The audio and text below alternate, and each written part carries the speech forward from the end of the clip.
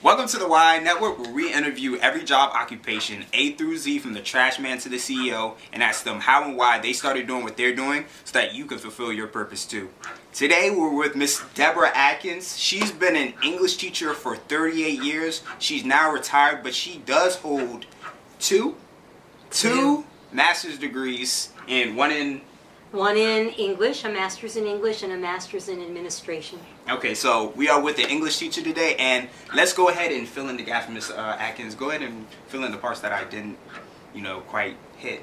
I've been a photographer. I have taught whitewater rafting. I have also taught French lessons. I've worked for the FDA as an inspector for tobacco, and in general have just had a variety of jobs in addition to teaching. Okay, all right, let's get right into it. What am I willing to do to go get it? I push things aside just to go get it. I know my role and I play my position. You talking too much. Let's go to a question that everybody wants to know.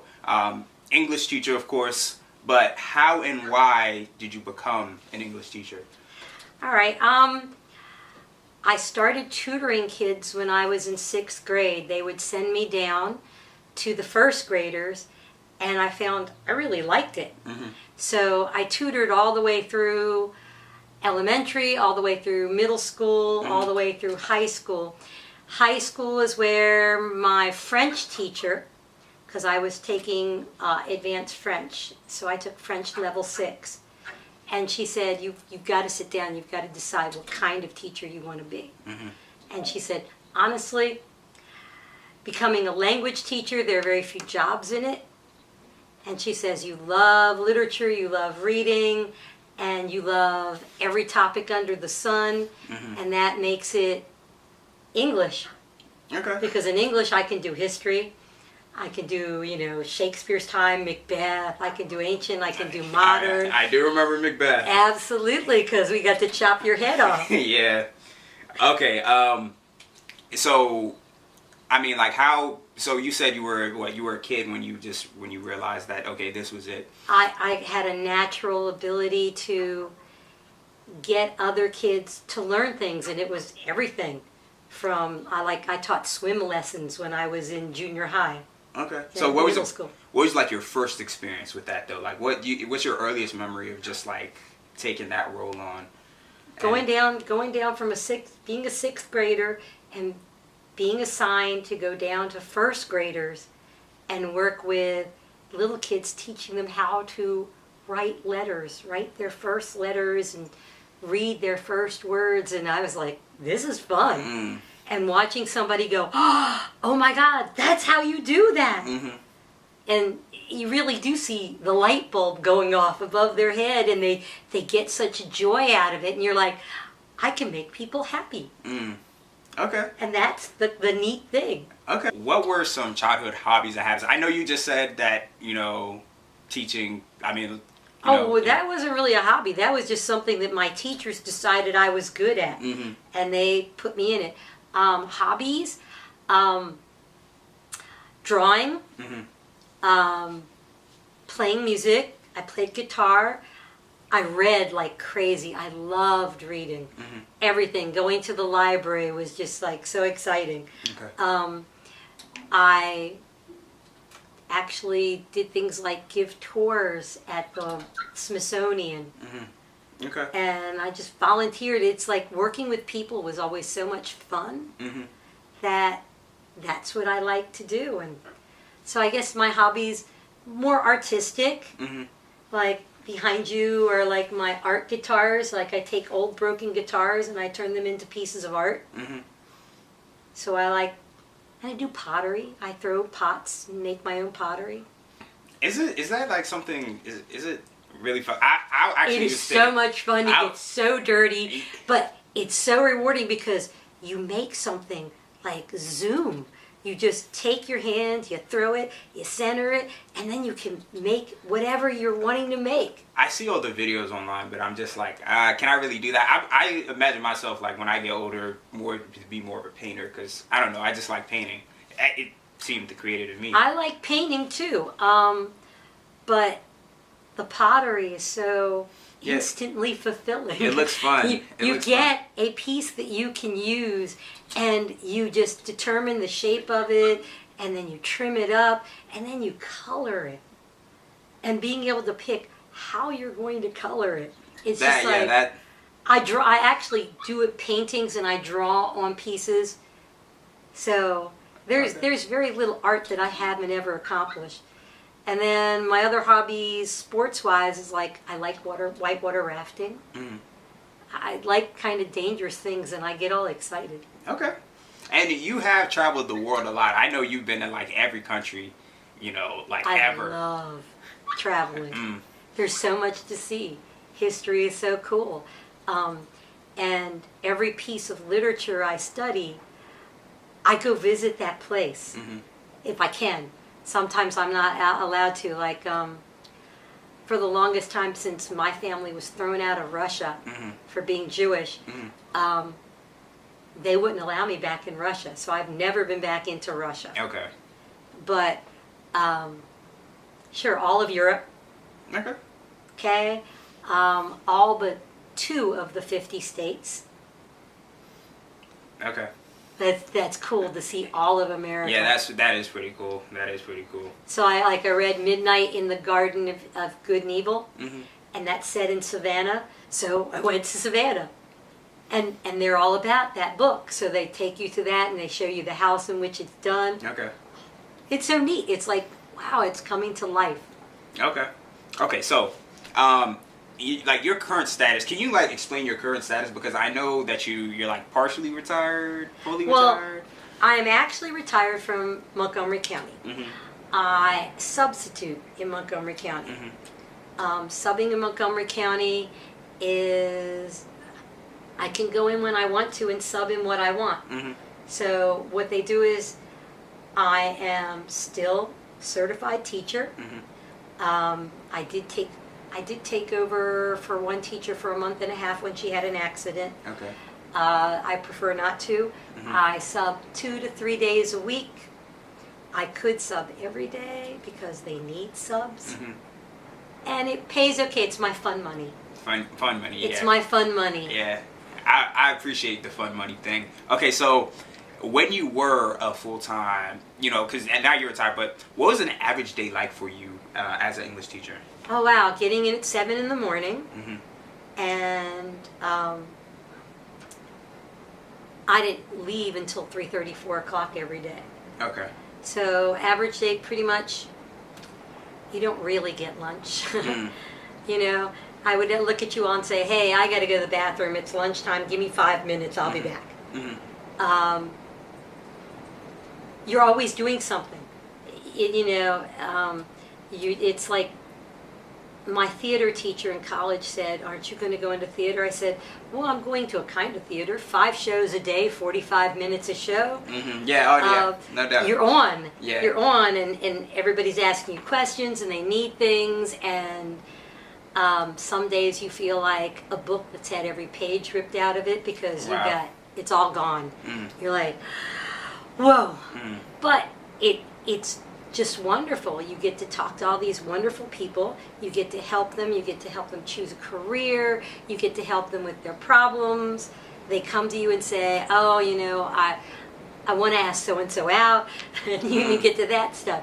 But when you're not in the classroom, you're planning or you're grading. And I gave you back papers. There was never just a good on it. Yeah. There was always, okay, this is really good, this needs work, this needs you add here, add this, add that. Because you're always thinking, how can I make the person to produce the best that they can? I agree, yeah. There is no, everybody should be at this level, because that's insane. Yeah, I agree. Okay, so what is the least what is your least favorite part about teaching English? Attending meetings. Attending meetings? Yes, my God, we have to attend meetings on everything. Okay. Okay, so we're going to have a meeting on how you do a lockdown. We're going to have a meeting on how you evacuate the building. We're going to have a meeting about how you fill out these forms. We're going to have a meeting on how you have to give the HSAs or the parks or other state tests. Meetings. And it's just like, okay. And then meetings about, there are things you have to know, like how do you handle parent conference? You know, how do you adjust for anybody who has a special ed accommodation? Okay. Those meetings are informational, but meetings about, like, every year you have to go through the blood pathogen training. What to do if some kid cuts themselves in class. Those are my least favorite things, because meetings, getting 30, 40 people in a room to come to some consensus is never going to happen. But they all have to come up with some kind of, yay, okay, we've agreed to this. Okay. So, yeah, I just always hated meetings. Now I don't have to attend any. Yeah, lucky. Okay, so what about, what's your favorite part? Favorite part is just discussion. Having class discussion. You know, we read this thing, and what is this guy trying to get across? Why did he write it? Having people realize that, you know, Shakespeare isn't just some idiot who wrote a bunch of hard-to-say words. I disagree, though. But you know I disagree. But that's a discussion we'll save for later. Okay. Did you not like Shakespeare? No, I did not like Shakespeare. But didn't you love Macbeth? I hated Macbeth. You didn't like having your head cut off? You know what I liked? I liked being taught by you. Other than that, Shakespeare was garbage. Like, I really hated everything about Shakespeare. Don't know why they teach it in school, but that's... he just captures the human emotions of an event. He does. He really gets it. He really gets Hamlet's angst and Macbeth's greed. You're going to like this next question. Do you think... And this is a fan favorite for our audience out there listening. But again, I've been interviewing a lot of people who are in the education system. So, you know, I've been getting a lot of the answers that I don't want to hear. But do you think that grades matter in school for the success that you had in your career? So, do you think that your grades in school matter for the success that you had in your career? No. No. No, my grades didn't really matter. It's what I wanted to get out of things, what I want to learn. And I always tell kids, if I knew exactly what you needed to know sometime in the future, wouldn't you think I'd just do it? I said, I don't know what you need to know, so I'm going to tell you everything I know. And whatever I know that you can apply to what you need to know in the future, hallelujah. I agree. Because knowledge, if I stop learning, I must be dead. Because people learn all the way through their lives. Yeah, all the way. Yeah. Self-education, everything. Like everything. Every moment of your life is a learning experience. I agree. And I love it all. It's like when my friends first suggested when I was in high school, let's go whitewater rafting. Let's go horseback riding. I'm like, sure, cool. Okay, how do I get on a horse? Okay, you don't approach a horse. You don't walk around the behind of a horse. It's not a good thing. They get freaked out. So, you learn all these things that eventually apply to other things. There is such an interconnectedness in this world that you really want to know everything you can. Okay, now let's wrap it up because I think I want people to hear the answer to this question the most because you're. We actually had an English teacher on before, and he was in PG County, but he's about 28 years old, so like around my He's a baby. Yeah, and again, even he said in his and during our discussion that he's like the baby of his whatever. His least favorite thing actually was talking to other staff members because they always treated him like a baby. But what I'm saying, what I really want to know from you, from somebody who is very well seasoned in the educational system, is what is one piece of advice that you could give out to, others aspiring to be, again, 17 through 25-year-olds who are aspiring to be something, have a career that was as good as yours. And not only that, but to people who are just trying to figure out what they want to do and just need like guidance and to see if maybe, oh, this is interesting to me. Or I think you have to experience it. I mean, I've had student teachers who've come through and done student teaching and realized that wasn't what they want to do. You have to really love what you're doing. When you major in something in college, have a passion for it. And whatever you have a passion for, even though it seems like, oh, you majored in sociology or psychology or something that you don't think, or humanities, all right, that you're not going to find a job in, you will find a career that connects somehow to your passion and makes you happy. Because if you're not happy, you will leave the profession, whatever you're in. The average burnout rate for teachers now has lowered. When I first started teaching, the burnout rate was between 5 and 10 years. If a teacher got to the 10-year mark, they were in it for good. Now, teachers leave after 3 years. They burn out because no one has prepared them for the amount of work there is in teaching. I mean, it's not just what you see in the classroom. There's so much more to it. You have to have a passion for whatever you do, and you will then be successful at your career because you will love it, and that love is catchy. People around you, the people you work with, will love what you're doing, and they will enjoy it along with you. Okay.